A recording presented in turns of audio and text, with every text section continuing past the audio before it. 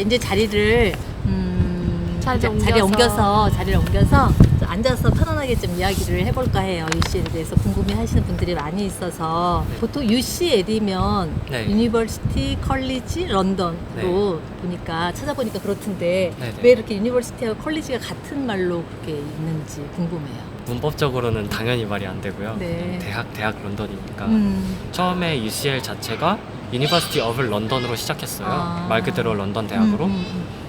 그러다가 그 안에서 이제 컬리지들이 여러 개 생겨나고 예를 들어서 킹스 컬리지 있고 임페리얼 컬리지 있고 그런 식으로 그러다가 이제 UCL은 제가 알기로는 우리가 원조다 해서 이제 진짜 우리가 그 런던 대학의 그 컬리지다 라고 해서 유니버시티 컬리지 런던이 된 걸로 알아요. 그렇구나. 여기 킹스 컬리지가 있고 또 무슨 아까 되게 많아요. 이제 영국 그러니까 런던 시내에 있는 컬리지들이 많이 이제 전에는 아니었지만 런던 대학이 커지면서 이게 하나의 대학이라는 것보다는 여러 대학들의 유니언이라는 개념이 됐거든요. 예를 들어서 현재 이름은 University of London Union이에요. 그래서 그 안에 UCL이 있고 킹스 컬리지가 있고 뭐 예를 들어 임페리얼 컬리지 아니면 LSE 그러니까 런던 정경대 그런 것들이 있어요. 그래서 그 런던 대학 연합이라는 개념이 재미있는 게 이제 저는 스와스에서 교환학생을 하는데 UCL에 가서 도서관증을 만들면 도서관을 이용이 가능하기도 하고 또 이제 동아리들이 서로 가입을 가능한 그런 뭔가 그런 전체적 연합적인 그런 체제를 다는 거예요. 보통 한국에서는 캠브리지, 옥스퍼드 정도를 많이 그냥 알고 있는데 그러면 그 캠브리지와 옥스퍼드의 차이점은 어떤 게 좀 있을까요? 일단은 이제 배출하는 인물들의 특성을 살펴보면요. 이제 케임브리지 같은 경우는 순수 학자들을 배출하는 비율이 훨씬 많고 옥스퍼드 같은 경우는 정치적으로 영향력이 큰 사람들이 되게 많이 나와요. 현재 말고 바로 전 영국 총리들 그러니까 테리사 메이하고 데이비드 카메론 둘 다 보면은 옥스퍼드를 나왔고 전 그 재무장관을 봐도 조지 오스본 그 사람도 옥스퍼드 나왔고 케임브리지 같은 경우는 제가 순수 학자들이라고 했는데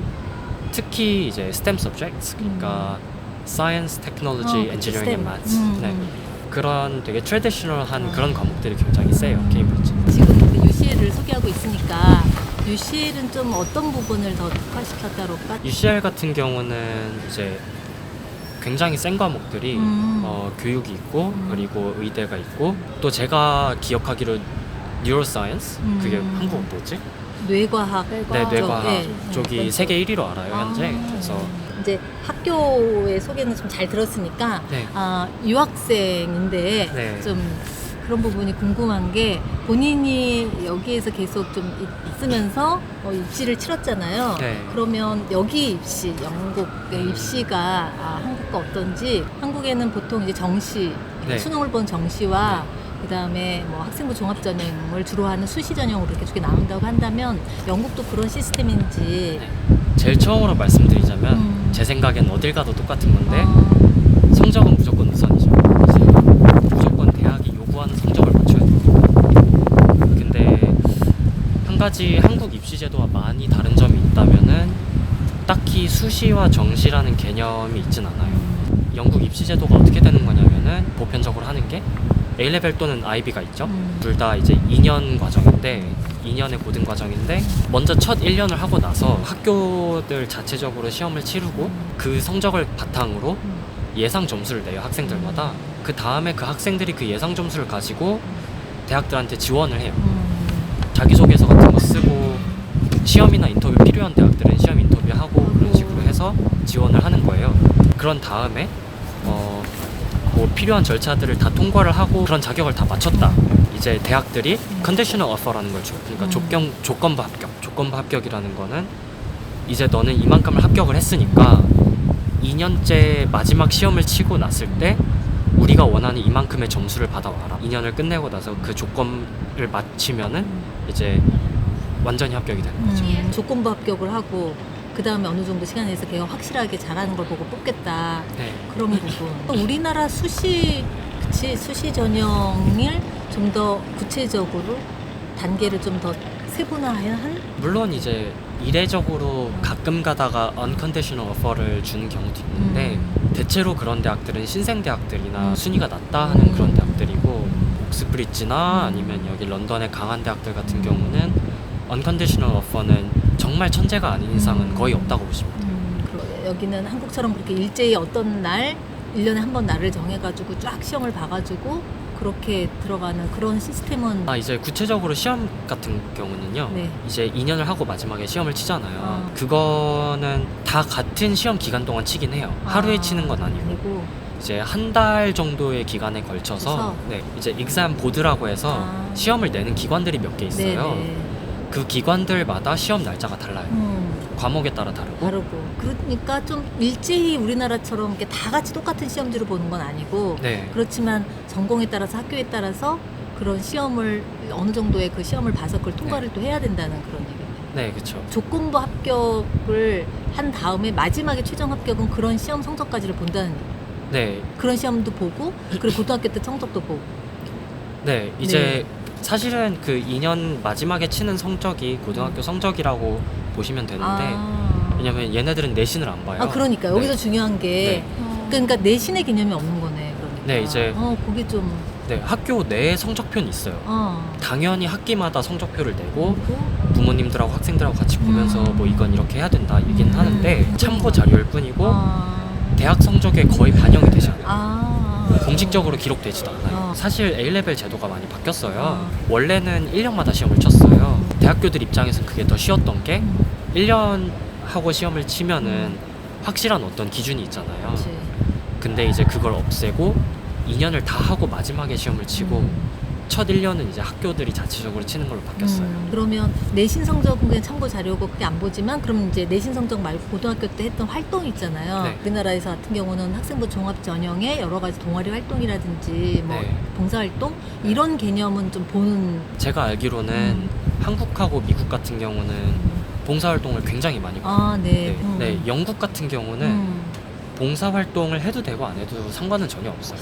그렇지만 봉사활동이 아닌 다른 거를 해도 플러스가 된다는 거죠. 예를 들어서 뭐 얘가 어느 스포츠팀에서 어떤 리더를 했다 아니면 또 학교에서만 한 게 아니라 뭐 다른 데서 뭐 오케스트라를 했다 아니면 자기만의 프로젝트를 뭔가를 했다. 근데 그게 대학 지원에 연관성이 있고 대학 그 입시 사정관들 입장에서 이게 어필이 된다 하면은 플러스가 되는 거죠. 봉사활동은 사실 전혀 상관이 없다고 무방해요. 봉사활동을 하면 좋아하긴 하죠. 그렇죠. 근데 이제 정해진 시간 내에 또 그러니까 그거 하느라고 다른 걸 못 한다거나 아니면 공부를 못 해서 성적이 안 나오면은 그런 뭐 조정을 해야 된다는 얘기인 거네요. 그렇죠. 그래서 저 같은 경우는 봉사활동은 하긴 했지만 대학 지원을 위해서 한 건 아니었고요. 저는 오케스트라 했었고 그러니까 음악 위주로 하고 이제 학업 관련된 뭐 예를 들어서 수학 경시 대회 뭐 그런 거라든가 그리니치에서 열리는 수학 마스터 클래스나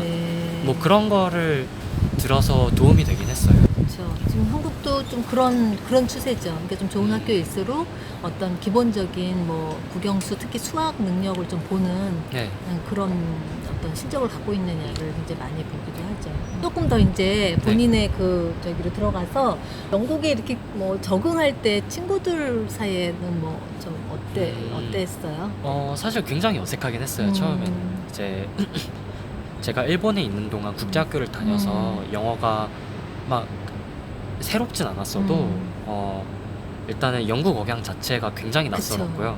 그리고 문화도 굉장히 달랐고 그러다 보니까 처음에는 많이 좀 소심해지기도 했었고 친구 관계에 있어서 막상 찾아보면은 저랑 비슷한 성격의 친구들도 있고 취미도 비슷한 친구들이 있고 그래서 뭐 인기가 많은 뭐 흔히 말하는 인싸가 된다기보다는 그냥 마음 맞는 친구들 몇 명을 만들어서 오래 가는 그런 방향을 선택하게 된 것 같아요. 그 얘기는 궁금한 게 정말 생각보다 나도 여기 와보니까 정말 영국식 영어가 너무 많이 미국식 영어가 틀린 것 같고 그리고 사람마다 그 발음이 너무 많이 틀린 것 같아요. 네, 맞아요. 이제 영국에 이민 온 사람들마다 이제 나라가 다르잖아요. 그쵸. 이제 나라마다 억양이 다르고 또 영국 내에서도 지역마다 방언 또는 흔히 말하는 사투리 그게 굉장히 달라요. 저도 처음에 왔을 때는 제가 영어를 잘하는 줄 알았어요. 중학교 잘하죠, 때는 뭐. 영어 시험은 잘 봤으니까. 근데 막상 오니까 영국 영어는 정말 다르더라고요. 그래요. 하여튼 고마워요. 오늘 이렇게 시간 내줘서. 자, 어떠세요? 그래도 현지에 있는 그 우리나라 한국 유학생이 또 친절하게 안내를 해 주셔서 좀 도움이 되셨으면 좋겠다 하는 마음으로 좀 편집해 봤고요. 또 궁금한 점이 있으면 개인적으로 연락을 주시거나 댓글로 남겨주시면 뭐 여러 가지 또 더 알아보고 안내도 해드릴 수 있을 것 같아요. 그럼 다음 시간에는 또 런던 시내에 있는 소아스라는 학교에 대해서 안내해 드리려고 합니다. 이 소아스 학교가 저희 딸이 교환학생으로 있었던 학교거든요. 그럼 다음 시간에 뵙겠습니다.